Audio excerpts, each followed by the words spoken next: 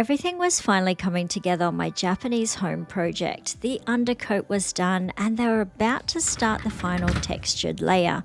But then 2 typhoons started heading towards Japan. The weather had changed, the wind was picking up and the rain rolled in and everything had to stop. I wasn't expecting it and it left me wondering if we were going to be at risk, especially with the scaffolding up around the house. But it's amazing what can happen in a week, and I'll show you what happens next and finally reveal the color that I've chosen for the house. This is the second week of having the tradies at the house.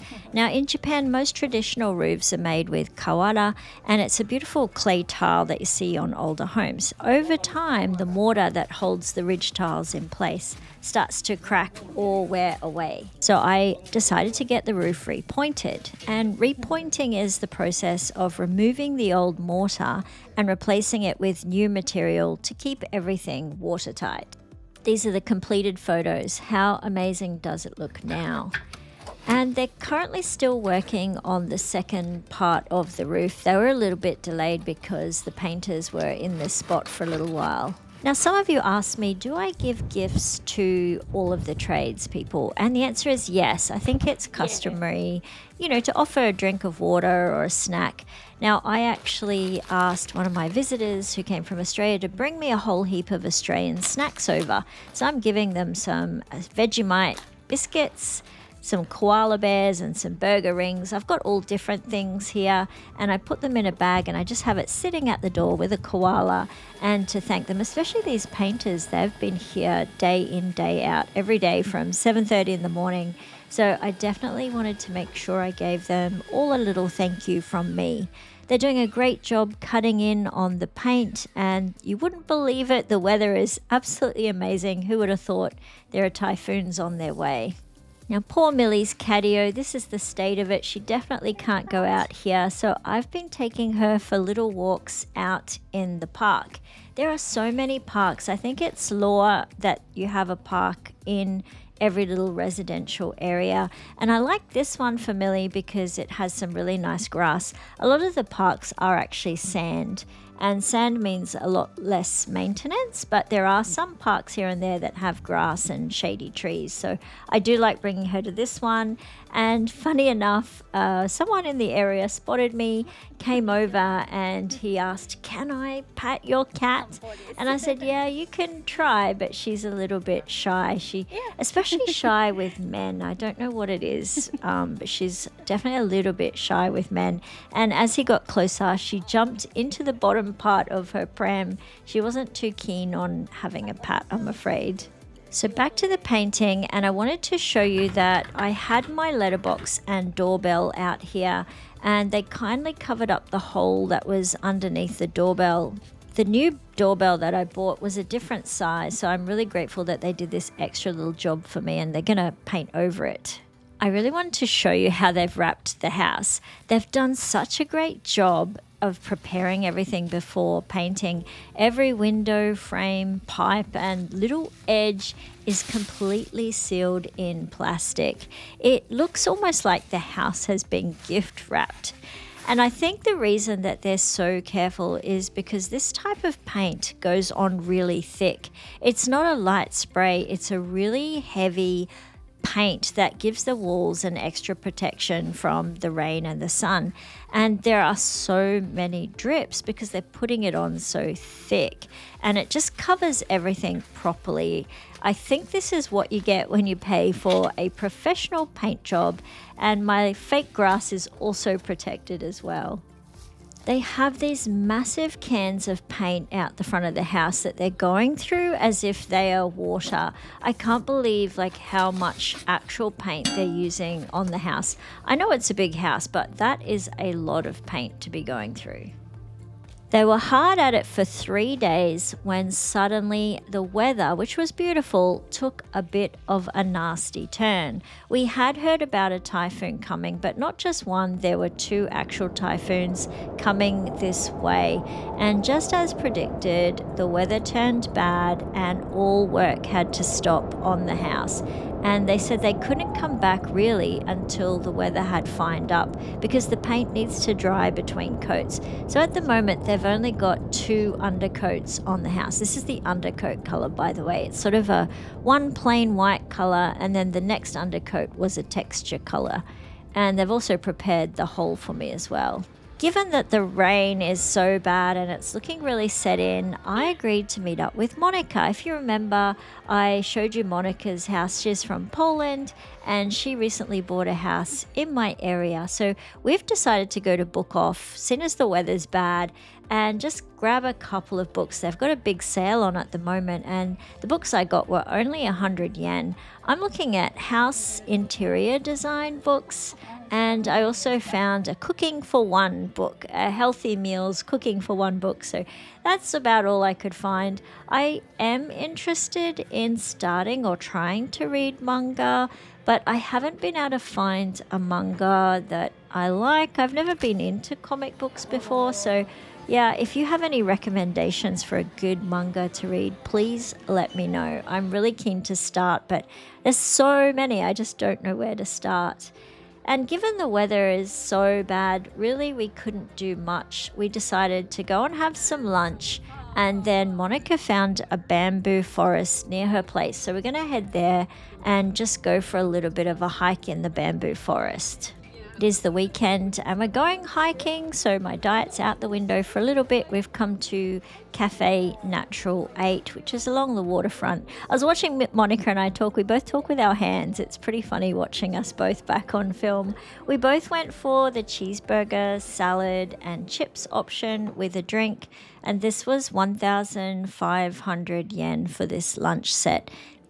Since I last visited Monica's house, she's done so much to the inside of her property. As you remember, her house was fully renovated when she purchased it, so she's been adding lots of different touches to her nice little Japanese garden and adding some furniture to the inside of the house.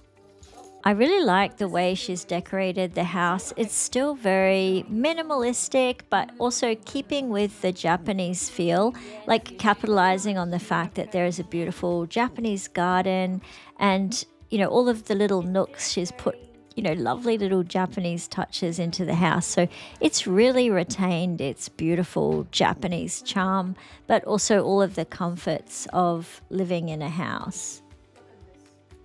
It is such a large home. So there's room for studies and, extra big tatami rooms. It's just a beautiful, big, large Japanese home. It's perfect for her family, and all her visitors. How cute are these rubbish bin stickers that Monica found on Amazon? They tell you exactly what needs to go in what bin. Now, the recycling in her area is extremely strict. So she has 6 different bins for all of the different recycling items. It was great to have an update on how well Monica has settled into her new home here in Japan, and they'll be coming backwards and forwards a few times every year. Now the rain has stopped and the wind has died down enough that we're going to head for a walk in her area. She wanted to explore a bamboo forest. It's about a 15-minute walk away, and then we're going hiking up a hill, and it's really nice to just have a look at what's around in her area. It looks a little bit out of a movie in some places, the houses with the little gardens, and it feels like we're in a Studio Ghibli film sometimes walking around countryside Japan. With the storm brewing and everything, it just felt really, really humid on this day. You know, that calm before the storm where, the temperatures are high and the mozzies are out. It just felt a little bit like that.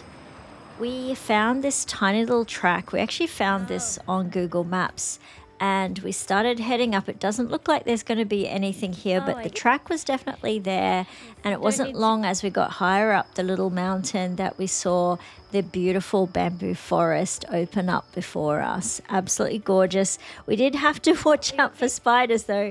Monica walked straight into a spider web here because it seems like people don't walk through here very often, and the spiders had made a web across the path. So we had to walk with a stick in front of us to knock the spiders down. It was well worth the trek up the mountain, even though it was so hot and humid. When you got up there, there was a beautiful little clearing and a little shrine that was put up the top. It was really peaceful, and there was just the sound of the bamboo and the crunch of the leaves under the foot. It felt like one of those hidden places that only locals know about.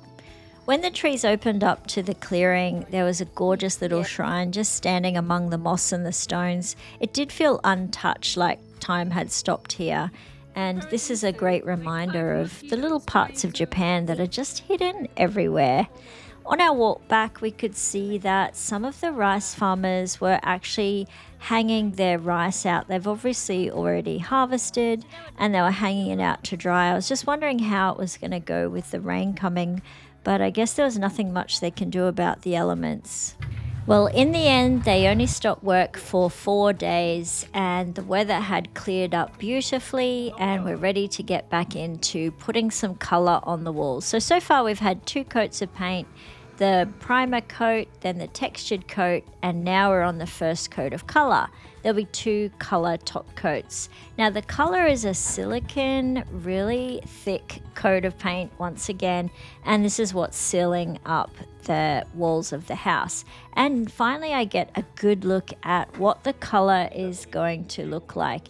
It's always hard to choose from a tiny small swatch, but I was so relieved to see this color on the wall. It really does suit the house. It's a lot lighter than the 2 houses next door, which is what I wanted. I didn't want to blend in with them, and I wanted something to complement the orange of the roof and also match in with my garage door.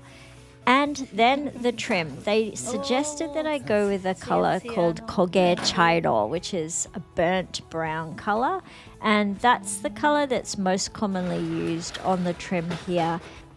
It goes really well with the paint color that I have chosen. And look how he's wearing gloves. I think this might be a really strong sticky paint that you don't want to get on your hands because they're both wearing gloves to handle this. But now that it's done, I can get a good look. The good thing is it's a common color, so I can buy this trim color if ever I need to do any touch-ups or anything like that myself. Well, that's it. That's the final look for now. I can't wait to show you when the scaffolding is finally down and they're finished, but we're getting closer and closer every day. Even with those little delays, it hasn't held up too much. Thank you so much for watching and being here with me for this journey, and I look forward to showing you a little bit more next week when I have some more footage. See you next time. Thanks for watching. Bye.